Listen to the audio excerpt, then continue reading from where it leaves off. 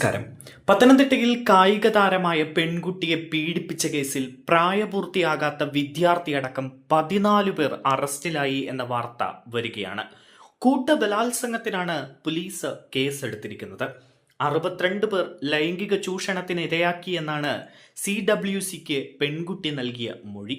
ഇതിൽ 40 പേരെ തിരിച്ചറിഞ്ഞു. ഞെട്ടിക്കുന്ന വെളിപ്പെടുത്തലാണ് CWCക്ക് മുൻപാകെ 18കാരി നടത്തിയത്. 13 വയസ്സ് മുതൽ സുഹൃത്തുക്കളും സഹപാഠികളുമടക്കം നിരവധി പേർ ലൈംഗിക ചൂഷണത്തിന് ഇരയാക്കി.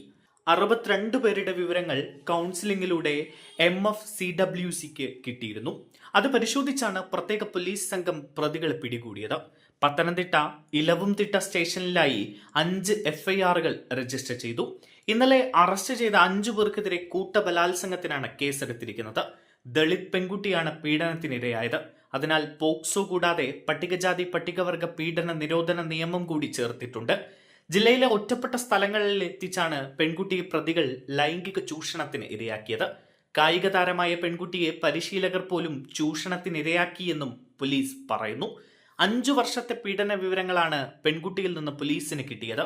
പ്രതികളിൽ പലരും നാട്ടിൽ പോലും ഇല്ലാത്തവരാണ്. അതുകൊണ്ട് തന്നെ അന്വേഷണവും വെല്ലുവിളി നിറഞ്ഞതാണ്. ആൺസുഹൃത്താണ് സൗഹൃദം നടിച്ച പെൺകുട്ടിയെ ആദ്യം പീഡനത്തിനിരയാക്കിയത്. ഇയാളുടെ സുഹൃത്തുക്കളും സഹപാഠികളും അടക്കം കൂടുതൽ പേർ പിന്നീട് ചൂഷണത്തിനിരയാക്കി. കായിക താരമായ പെൺകുട്ടിയെ പരിശീലകർ പോലും ദുരുപയോഗം ചെയ്തു എന്നാണ് പോലീസിന്റെ ഞെട്ടിക്കുന്ന കണ്ടെത്തൽ. ദരിദ്ര കുടുംബത്തിൽ ജനിച്ച കുട്ടിയുടെ കുടുംബ സാഹചര്യവും പ്രതികൾ ചൂഷണം ചെയ്യുകയായിരുന്നു. 13 വയസ്സുള്ളപ്പോഴാണ് ആൺസുഹൃത്ത് പെൺകുട്ടിയെ ആദ്യമായി ലൈംഗിക ചൂഷണത്തിന് ഇരയാക്കുന്നത്. പിന്നീട് ഇയാളുടെ സുഹൃത്തുക്കൾക്ക് പരിചയപ്പെടുത്തി. അവർ നഗ്ന ദൃശ്യങ്ങൾ പകർത്തി പീഡിപ്പിച്ചു. പിന്നീട് അവ പ്രചരിപ്പിക്കുമെന്ന് ഭീഷണിപ്പെടുത്തി കൂട്ടബലാത്സംഗത്തിന് പോലും ഇരയാക്കി. ഹയർ സെക്കൻഡറി കാലഘട്ടത്തിൽ പഠിച്ചവർ പിന്നീട് ഉപരിപഠനത്തിനായി ചേർന്നപ്പോൾ അവിടെയുള്ള സഹപാഠികളും പെൺകുട്ടിയെ ചൂഷണം ചെയ്തു. 60ലധികം പേരുടെ വിവരങ്ങൾ CWCക്ക് ലഭിച്ച മൊഴിയിൽ നിന്ന് പോലീസിന് കിട്ടിയിരുന്നു. തുടർന്ന് നടത്തിയ അന്വേഷണത്തിൽ പെൺകുട്ടിയുടെ അച്ഛന്റെ മൊബൈൽ ഫോണിൽ നിന്നാണ് പോലീസിന് നിർണായകമായ വിവരങ്ങൾ കിട്ടിയത്. അച്ഛന്റെ ഫോണിലൂടെയായിരുന്നു പ്രതികളുമായി ആശയവിനിമയം നടത്തിയത്. പെൺകുട്ടി തന്നെ എഴുതി സൂക്ഷിച്ചിരുന്ന ഡയറിയിൽ നിന്നും കൂടുതൽ പ്രതികളെ തിരിച്ചറിയാനായി.